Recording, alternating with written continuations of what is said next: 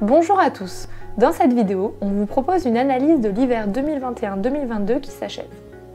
Le bilan initial prévisionnel de RTE. Chaque année avant l'hiver, RTE, gestionnaire de réseau de transport d'électricité, apporte une analyse prévisionnelle de la sécurité d'approvisionnement du réseau électrique pour l'hiver à venir. Concernant l'hiver 2021-2022 que nous venons de traverser, RTE avait alerté sur une vigilance particulière et des risques de tension sur le système électrique, notamment pour les mois de janvier et de février. En effet, le parc de production nucléaire se retrouve réduit avec l'arrêt de plusieurs réacteurs dû au décalage des opérations de maintenance à cause du Covid et aux visites décennales déjà prévues. Cette vigilance était principalement de mise si une vague de froid touchait le pays et de fait augmentait la consommation d'électricité sur le territoire.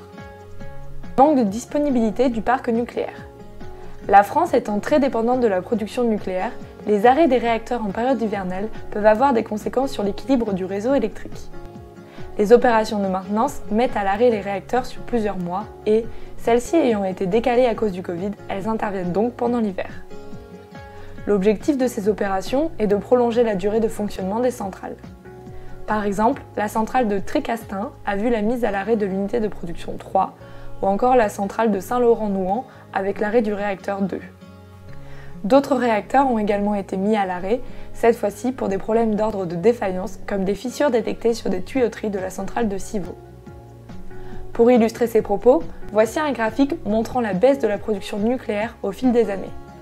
Le graphique reprend, depuis 2017, la puissance maximum injectée pendant l'hiver en mégawatts. On constate une baisse notable de l'année 2017 à 2022, de plus de 10 000 MW, relatant le fait qu'il y a aujourd'hui moins de capacité nucléaire disponible due aux raisons citées ci-dessus. En 2020-2021, la diminution correspond au confinement du Covid avec une baisse considérable de la demande en électricité et donc une diminution logique de la production nucléaire.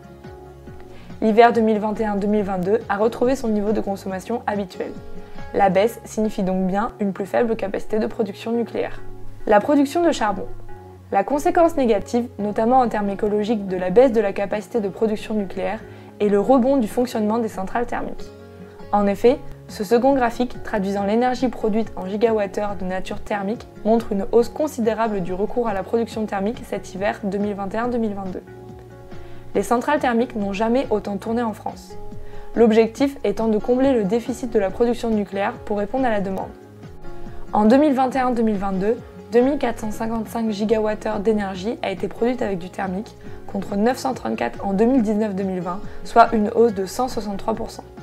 Pour illustrer davantage ce graphique, la France a même autorisé ses deux dernières centrales à charbon à produire davantage que la limite d'utilisation autorisée, alors que celles-ci doivent fermer très prochainement. L'objectif de cette démarche est d'assurer l'approvisionnement électrique. Très émettrice de CO2, cette action est contre les engagements environnementaux pris par le territoire national. La production de gaz et l'indépendance énergétique.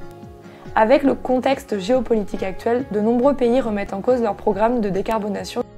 En effet, la guerre en Ukraine, déclarée par la Russie, a une forte incidence sur les prix de l'énergie, pose question d'une potentielle pénurie et remet en cause la question de l'indépendance énergétique des pays.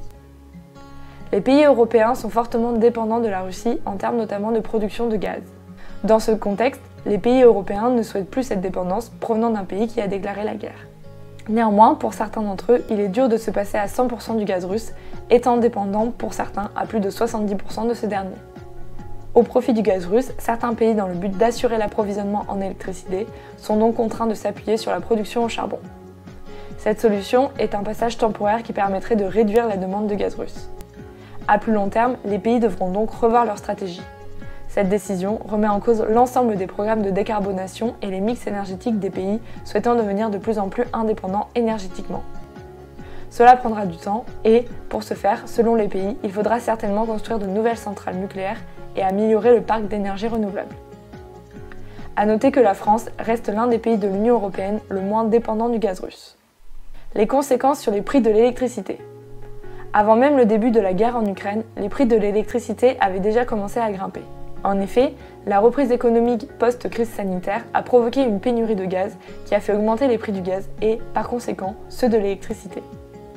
Suivi de la guerre en Ukraine, avec les conséquences sur les prix du charbon, du gaz et du pétrole, et l'incertitude qui y règne, le marché de l'électricité connaît une forte inflation qui fait exploser les prix.